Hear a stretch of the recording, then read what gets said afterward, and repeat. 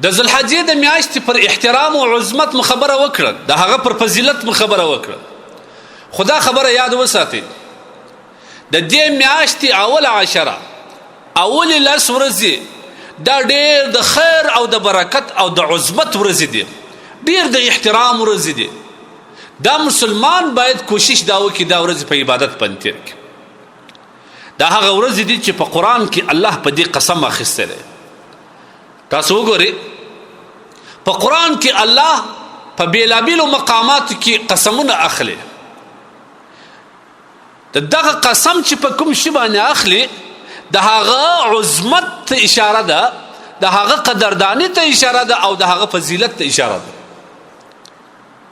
الله تبارک وتعالی قرآن کې فرمایي اعوذ بالله من الشیطان الرجیم والفجر وليال عشر والشفع والوتر.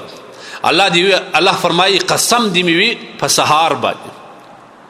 د سهار وخت دا ډېر د فضیلت وخت دی، دا ډېر د خیر او د برکت وخت دی. دا بعض کسان په خوب تیری ګوره الله په دې وخت باندې قسم اخیستی دی. مسلمان ته په کار دا ده چې دې اوقاتو کې ډېر زیات په سوچ فکر کې چې الله ولې قسم په اخر. نو معلومه خبره ده چې په دې اوقاتو کې یو خیر ستا، یو فضیلت ستا، یو عظمت ستا. هغه خیر او فضیلت او عظمت موږ باید ټینګ ونیسو. دوم الله وایي ولیال عشر، په 10 ورځو دې به قسم وي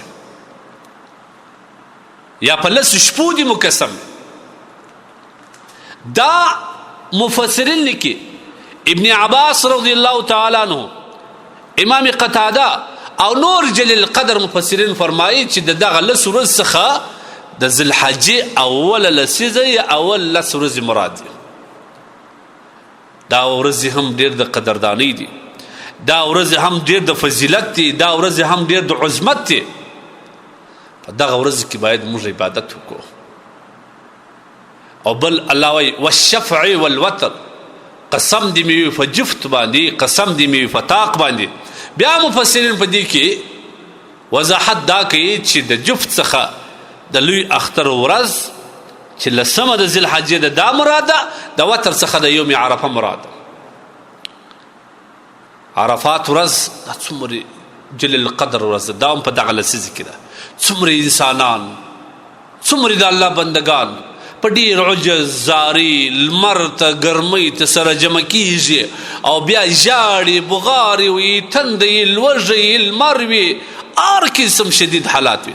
د ټولو انسانانو یو قسم غوغا وي، یو قسم ژړا وي، هر یو په خپل کړنو باندې پښیمان وي. الله پاک جل جلاله د فرشتو په وړاندې په دې بندګانو باندې فخر کوي. نو دا ډېر مبارکه لسیزه ده. په دې 10 ورځو کې باید موږ د عبادت اهتمام ډېر وکړو.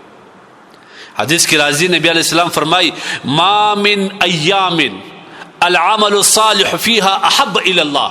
په ټول کال کې داسې ورځ نشته چې په هغه کې عبادت کول، د الله ذکر اذکار کول، قرآن تلاوت کول، منځونه او روژې نیول الله ته د دغه 10 ورځو د عبادت غوره وي. په ټول کال کې احب الى الله، الله ته د محبوب وي، الله تبارک وتعالی ته د خوښ وي. په فضیلت کې د دې ورځ د عبادت زیات وي. په ټول کال کې بیا دا کم ورځ نشته چې په هغه کې د سړی عبادت وکړي، طاعت دې وکړي، روژې دې ونیسي، ذکر اذکار دې وکړي، لمنځونه دې وکړي، استغفار دې وغواړي، چې په هغه عبادت الله ته د دې ورځو د عبادت غوره وي. یعنې د دې ورځو عبادت، د دې ورځو استغفار، د دې ورځو تکبیرونه، د دې ورځو عبادات، تسبیحات، صدقې د خپل وس مطابق الله ته د ټول کال د هرې ورځې د عبادت الله تبارک وتعالی ته خوښه او محبوبه ده. موږ ته څه پکار؟ څومره غټه خبره ده. زما او ستا په معمولي عمل باندې، زما او ستا په معمولي عبادت باندې، زما او ستا په معمولي استغفار باندې الله څومره خوشحاله کېږي. او په دغه ورځو کې الله ته استغفار او عبادت څومره خوند ورکوي. ځکه په بل روایت کې راځي نبی علیه الصلاة والسلام فرمایي فاکثروا فیهن، تاسو په دغه 10 ورځو کې زیات کړئ. څه شي زیات کړئ؟ تحلیل لا اله الا الله، لا اله الا الله، لا اله الا الله، لا اله الا الله ذکر زیات کوئ. تسبیح سبحان الله والحمد لله ولا اله الا الله والله اکبر.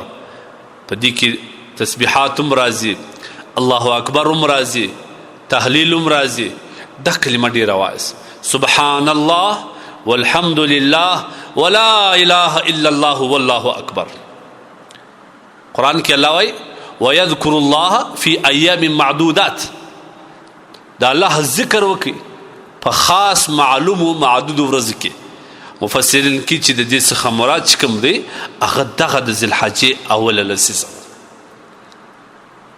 نو موږ ته پکار دا ده چې د دې موقع څخه فایده واخلو په دې کې عبادت الله ته خوند ورکوي په دې لسیزه کې یوم عرفه ده چې د هغې د ورځې روژه نیول څومره فضیلت ده عام طور کې سړی توان او طاقت وي دغه لسیزه کې د روژه ونیسي روژه ډېر فضیلت لري